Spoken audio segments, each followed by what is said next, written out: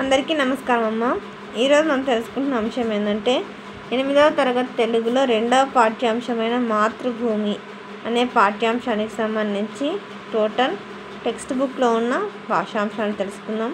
ముందుగా చదవండి, ఆలోచించి చెప్పండిలో మనకి ఇక్కడ వసుధ తాతయ్య గారి మధ్య జరిగిన సంభాషణ ఉంది. ఎందుకు తాతయ్య పొద్దునే వెళ్తున్నావు అంటే, ఈరోజు జనవరి 15 జాతీయ సైనికుల దినోత్సవం కదా, ఆ వేడుకల్లో పాల్గొనడానికి వెళ్తున్నాను అని చెప్తాడు. దానికి సంబంధించిన ప్రశ్నలు. ఈ పాఠ్యాంశం యొక్క ఉద్దేశం. ఈ మాతృభూమి అనే పాఠ్యాంశాన్ని రచించిన రచయిత్రి పేరు పవని నిర్మల ప్రభావతి గారు. ఈ పవని నిర్మల ప్రభావతి గారి గురించి కవి పరిచయం.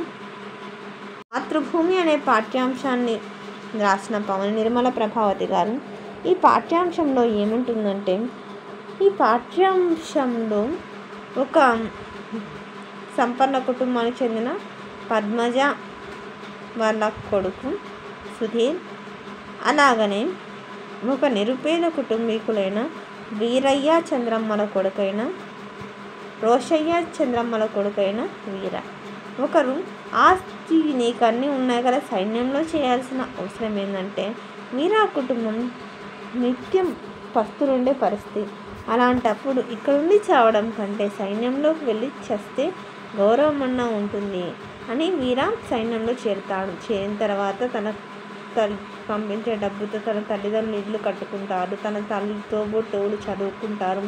ఒక ఉన్నత స్థానానికి ఎదుగుతారు. ఇలా తను అనుకున్న విధంగానే అన్ని కోరికలు నెరవేర్చుకుని విశ్రాంతిగా నిద్రపోతూ ఉంటాడు. ఒకరోజు ఇంటికి వచ్చిన 3వ రోజే యుద్ధం అని చెప్తే యుద్ధానికి వెళ్తాడు. ఇంకంతే, తిరిగి రాడు. వెళ్ళిన తర్వాత మీకు ఆ యుద్ధంలో చనిపోయినాడని చెప్పి సంతాప సభను ఏర్పాటు చేసుకుంటారు.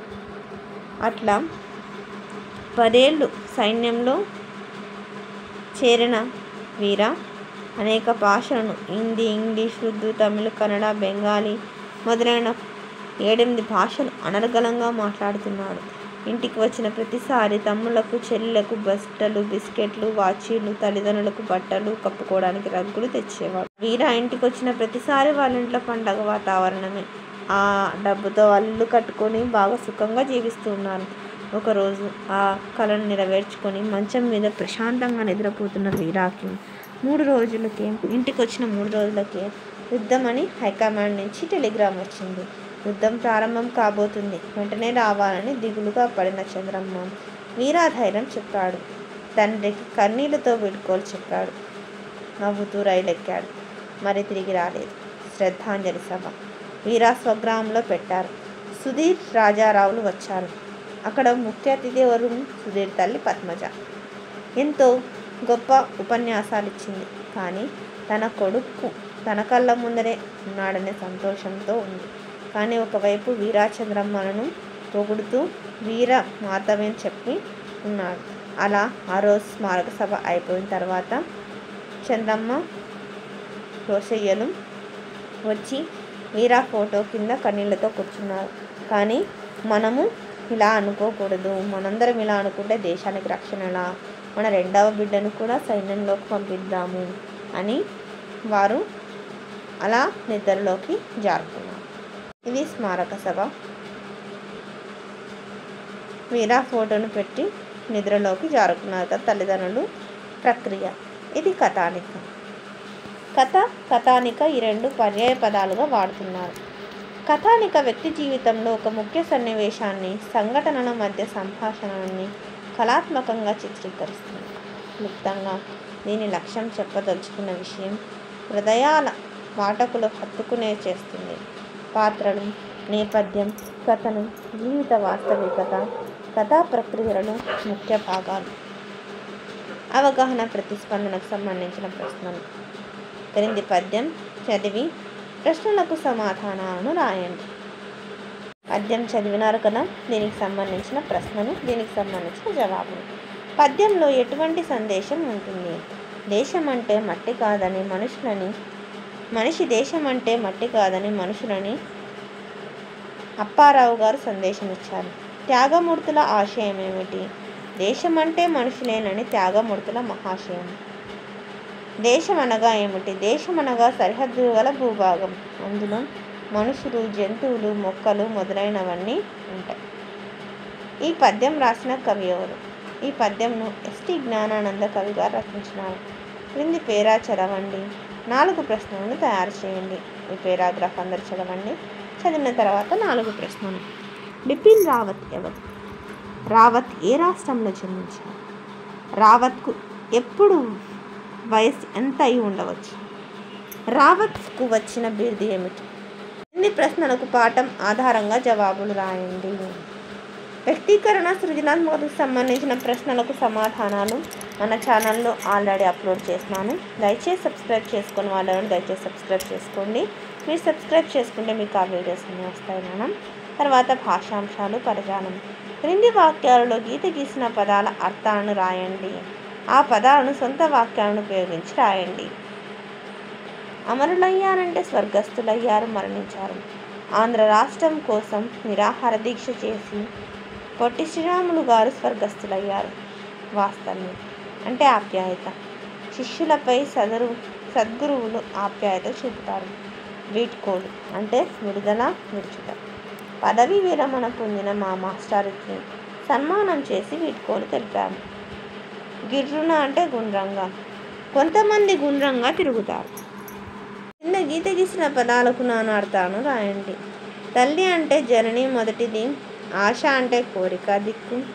సమయం అంటే కాలము, ప్రతిజ్ఞ. పేరు అంటే నామము, కీర్తి. ఈ క్రింది వాక్యాలలో గీత గీసిన పదాలకు పర్యాయ పదాలను రాయండి. జీతం అంటే వేతనం, భృతి. దేశం అంటే జనాంతము, నాడు. యుద్ధం అంటే రణం, పోరు. కుమారులు అంటే కొడుకులు, పుత్రులు. క్రింది పదాలకు వికృతి పదాలను రాయండి. నిద్ర అంటే నిదుర. అమ్మ అంటే అంబ. వృధాక అంటే పత్తకం. కుమారుడు అంటే కుమారుడు. భాషా క్రీడ. క్రింది పదాలలో 2 పదాలు ఉన్నాయి. వీటిలో ఒక పదానికి అర్థం ఇవ్వండి. పాఠం చదివి ఇచ్చిన అర్థం ఆధారంగా 2వ పదాన్ని గుర్తించి 2 పదాలను కలిపి రాయండి. కొన ఉంచుట అంటే ఉపన్యాసం. న్యాసం అంటే ఉంచుట అని అర్థం. కొన వ్యవసాయం, సాగు చేస్తే పంట బాగా పండుతుంది. మణి వెన్నులో ఉంటుంది. వెన్నపూస పెరుగు చిలికితే వెన్నపూస వస్తుంది. తల్లి, నాన్నలు, తల్లిదండ్రులు పిల్లల మేలును కోరుకుంటారు. వ్యాపారం తెలిసినవాడు వ్యాపారవేత్త. వ్యాపారవేత్తలు చాలా తెలివిగా వ్యాపారం చేస్తారు. తొలగి వెళ్తుంది, వెనుకకు వెళ్ళడం. దొంగలు వెనుదిరిగి వెళ్తారు. సమాజ పెరుగుట, వృధా చేయటం. సమాజాభివృద్ధి. రోజు రోజుకు సమాజాభివృద్ధి బాగా పెరుగుతుంది. వ్యాకరణాంశాలు. సమాజాభివృద్ధి. సమాజ ప్లస్ అభివృద్ధి అత్వసంధి. మనమెవ్వరు, మనము ప్లస్ ఎవ్వరు ఉత్వసంధి. క్షమించండి ప్లస్ అని ఉత్వసంధి. ఏమిటమ్మా, ఏమిటి ప్లస్ అని ఇత్వసంధి. క్రింది సమాస పదాలను పరిశీలించండి. క్రింది వాక్యాల్లో కర్మధారయ సమాసాలను గుర్తించి నామవాచకం, విశేషణాలను రాయండి. ఉన్నత వ్యక్తిత్వాన్ని, ఉన్నతమైన వ్యక్తిత్వం. విశేషణ పూర్వపద కర్మధారయ సమాసం. చిరునవ్వు, చిరువైన, చిన్నదైన నవ్వు. విశేషణ పూర్వపద కర్మధారయ సమాసం. ఆదర్శ భావాలు, ఆదర్శమైన భావాలు. విశేషణ పూర్వపద కర్మధారయ సమాసం. దానగుణం, దానమనేది గుణం. విశేషణ పూర్వపద కర్మధారయ సమాసం. ఉపమాలంకారం. ఇక్కడ జ్ఞానం దీపం వలె జీవితానికి వెలుగునిస్తుంది. పై వాక్యంలో జ్ఞానాన్ని దీపంతో పోల్చారు. ఇక్కడ జ్ఞానం పోల్చబడిన వస్తువు కనుక జ్ఞానం ఉపమేయం అవుతుంది. పోలికకు తెచ్చుకున్నది దీపం కనుక దీపం ఉపమానం అవుతుంది. ఉపమేయం పోల్చబడినది, ఉపమానం పోలికకు తెచ్చుకున్నది. క్రింది వాక్యాల్లో ఉపమేయ ఉపమానాలను గుర్తించి రాయండి. చినుకులు ముత్యాల్లా రాలుతున్నాయి. నీ మాటలు అమృతం వలె సంతోషిస్తున్నాయి. పోల్చబడేది ఉపమానమని, పోలికకు తెచ్చుకున్నది ఉపమానమని తెలుస్తుంది. క్రింది వాక్యాలను పరిశీలించండి. ఉపమేయం ఆలోచనలు, పోల్చబడే పదం. ఉపమానం ముళ్ళు, పోలిక కొరకు ఉన్న పదం. ఉపమావాచకం వలె, ఉపమేయం ఉపమానానుసంధానకర్త. సమాన ధర్మం కదలాడాయి. ఉపమేయ ఉపమానాలతో ఉండే సమాన ధర్మం ప్రాజెక్ట్ పని. అందరికీ ధన్యవాదాలమ్మా. ఇంకా మన ఛానల్ సబ్స్క్రైబ్ చేసుకుని వాళ్ళు ఎవరైనా దయచేసి సబ్స్క్రైబ్ చేసుకొని లైక్ చేసి షేర్ చేసి మీ ఫ్రెండ్స్కు రిలేటివ్స్ అందరికీ మన ఛానల్ సబ్స్క్రైబ్ చేసుకోమని చెప్పండి. మన ఛానల్ సబ్స్క్రైబ్ చేసుకొని ప్రత్యక్షంగా పరోక్షంగా సపోర్ట్ చేస్తున్న వాళ్ళందరికీ పేరు పేరున ప్రత్యేకమైన హృదయపూర్వక ధన్యవాదాలు. అందరికీ ధన్యవాదాలు. దయచేసి వీడియోని మొత్తం స్కిప్ చేయండి.